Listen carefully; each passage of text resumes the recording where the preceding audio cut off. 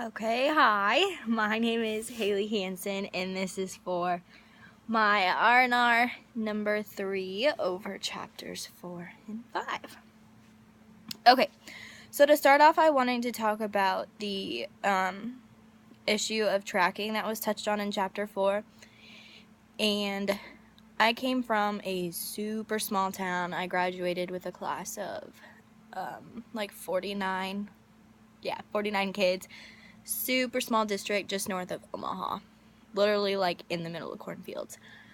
And so I remember we have one elementary school and one high school, so we were very much watched. We were very much a part of like the tracking thing.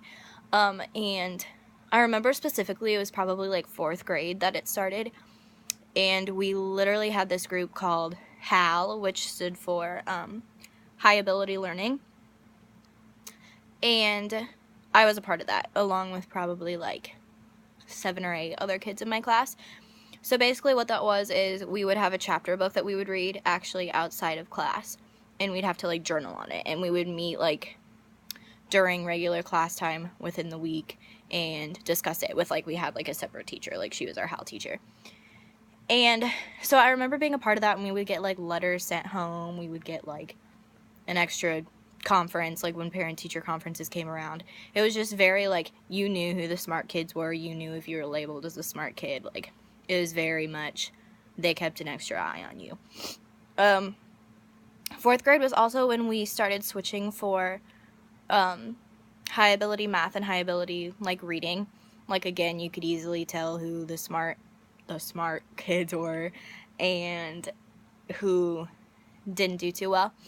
So, like, from really early on, I understood tracking, and I was always labeled as smart, but it's like some of my friends weren't. And I think in a small school, it's really easy to be labeled as that from the very beginning. Like, I don't think you necessarily can get away from that, which breaks my heart because some of the kids that weren't labeled as smart, like, they're smart, just, in their own way. Another one that I wanted to talk about was the climate of the classroom. So, as I said earlier this morning, I literally had no windows in my high school, and it felt like a prison. But the teachers, the saving grace were the teachers. Like, I learned so much just from them because it was such a welcoming atmosphere, and kids don't want to learn if they feel stuck. And I'm in a preschool practicum right now, and there's literally so many colors and so many just like bright posters everywhere, and kids are excited to go there. Like, they enjoy going to class.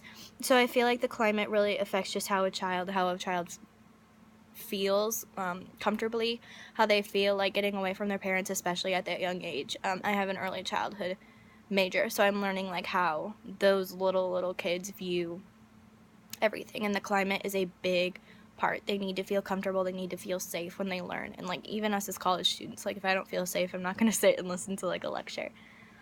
And then touching on chapter 5, it was talking about just like the diversity of students and how it's often viewed as like a setback if English isn't their first language.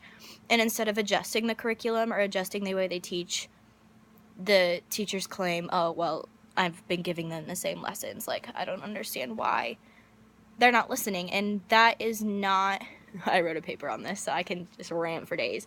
But that is not how a kid should learn. They're different, and that's not a bad thing. If they don't come from here, why are we punishing them for that? They shouldn't be afraid of taking tests because it's in English and they don't understand something because they haven't lived here their whole life. And so I feel like as teachers, like, especially because we're in this major, we need to learn how to address their differences and make them feel welcome, because I feel like so often we use the colorblind term and we think that's good enough. Like, no, I don't see the color of their skin, I see their student. But at the same time, you need to see the color of their skin. You need to recognize their differences because not everyone is the same. I did my elementary practicum last semester. In my 4th grade, I was in a 4th grade classroom, and she started a lesson on Native Americans, and some kids have that background, and some literally have no idea. Like, they're white, middle class, like, they have no idea. So she started off that lesson, like, I just got a chance to sit and, like, watch her teach.